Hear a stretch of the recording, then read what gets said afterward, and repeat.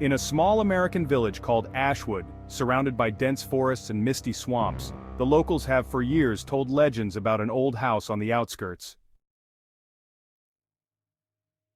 It was called the House of the Disappeared, a place where people were said to have disappeared without a trace. The house had stood empty for over 50 years, but time and nature did not seem to have taken its toll on it. The paint had not peeled, the windows were still intact, and the garden around the house looked as if it had been meticulously tended. The story begins with two friends, James and Ben, who have come to Ashwood to investigate the strange occurrences associated with the house. James was an aspiring journalist with a passion for the paranormal, and Ben was his best friend and a skeptic who accompanied him to dispel silly myths. "Do you really think you're going to find anything unusual, James?" Ben asked as they pulled up in front of the house. It was night, and the moon was barely breaking through the dense clouds. "This house is a mystery, Ben. I've read about it. People who've gone inside have disappeared. The house is believed to be connected to something otherworldly." "Otherworldly? Are you kidding? It's just an old legend to scare kids." Ben brushed it off. As they approached the house, James pulled out a flashlight, its beam cutting through the thick fog shrouding the porch. The door was ajar, as if they'd been waiting. The house greeted them with an oppressive silence.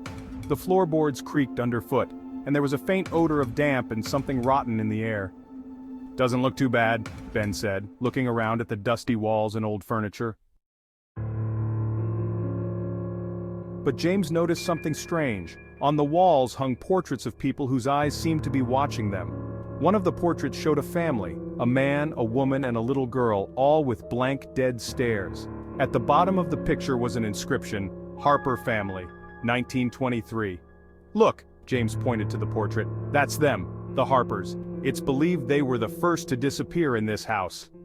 Ben only grinned and walked on. But just as he took a step into another room, the door behind him slammed shut with a deafening clatter. "Ben! Are you okay?" James shouted, running up to the door. Not a sound came from inside the room. When James tried to open the door, it wouldn't budge, as if it was being held by some invisible force.